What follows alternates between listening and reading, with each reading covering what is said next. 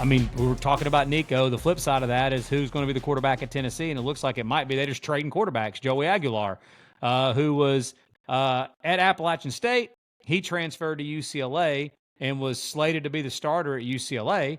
Had a really good spring, and then they bring in Nico. So Aguilar hops in the portal, and dude, everybody blew up social media and said Josh Heupel and Tennessee have a chance to do the funniest and just like I kept putting the popcorn meme on the Twitter, like, please get in that. Within it was like an hour, it seemed like. They announced he's in the portal, and then he commits to Tennessee. Yeah, now awesome. what I want to talk about here though with him, like everybody is just talking about just the whole trade, the drama of the situation, and all of that. I haven't heard a lot of people yet talking about what actually Tennessee is getting in Joey Aguilar. So what is Tennessee getting in Joey Aguilar? He first off is the single season record holder at Appalachian State for passing yards and passing touchdowns in a season in 2023. So he holds the record at Appalachian State. I think he's a solid quarterback, man. Honestly, the production that Nico put out last year, I think Aguilar can put out that production for Tennessee this year. I do. I think he put up that same type of production. It's just, can he compete week in and week out at the P4 level and against SEC competition? They play Syracuse in the non-conference, solid non-conference team. Can he compete week in and week out with teams like that? Josh Heupel has done a wonderful job with quarterbacks in his career. I mean, if you think about it, Hendon Hooker was basically a cast-off at Virginia Tech. He turned Hendon Hooker into probably a Heisman candidate if he doesn't tear his ACL in that South Carolina game. I mean, Hooker put up incredible numbers.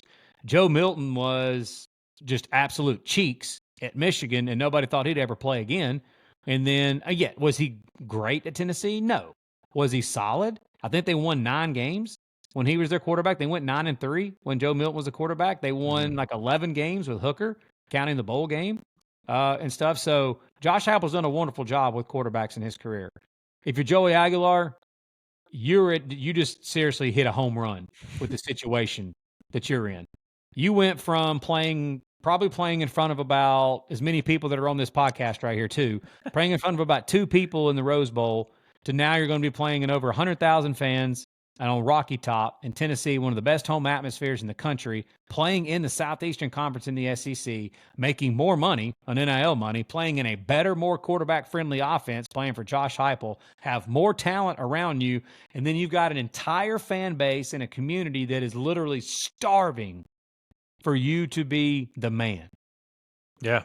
So he's got a chance to be a borderline folk hero at a great place like Tennessee and Rocky Top. Like you said earlier, see, I'm not a Tennessee hater, I'll admit it. But he's got a chance to be a folk hero there. Now, on the flip side of that, he could go there and fall on his face and he not be the guy, and it ends up being probably the freshman, McIntyre, who was a high-ranked freshman coming out of high school. It's a true freshman. But I think Aguilar is probably going to end up being the starter. Kid can play. It's just a matter of what is he going to look like at this level. I feel like expectations are, they're not super high. Like, I think just with all of the Nico drama, they're glad to have him out of there. They're glad to have a guy, come in and compete for the job. Like, I think they're lower than they were when Nico was there. So that's the good. Their win total dropped from 9.5 to 8.5. Yeah, Tennessee's did. So I thought that was interesting. And I was looking at Tennessee's schedule earlier today because I'm like, what does this mean for Tennessee's schedule this year, going forward? I've got it pulled up here. Honestly, so Tennessee in the last 3 years, you and I talked about this last year, especially after they lost to Ohio State in that game, in that playoff game. The home road dichotomy for Tennessee is among the biggest difference in all of the Power Four, especially of your top 15 programs in college football. Tennessee's really, really good at home in Knoxville. They've lost 1 home game in the last 3 years. That was to Georgia. But they've lost multiple road games over the last few years. You saw them lose on the road last year to Arkansas. They lost in the Swamp a couple years ago. They obviously got drilled by Ohio State this past year. So you're looking at I know their win total is 8.5, but if Aguilar is just solid, they get Georgia at home. Do you You'll love to answer this question. Do you think Georgia's anywhere near as unbeatable or anywhere near as far as like going into the season right now?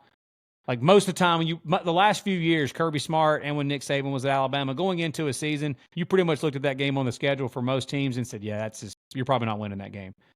Tennessee getting Georgia at home in Rocky Top. Do you look at that game right now as we sit here today and say Tennessee just flat out can't win that game? No. Agreed. So there's that. Yeah. So there really comes down to, again, these road games. They're at Florida. They're at Alabama, at Mississippi State, and they play Syracuse and Atlanta.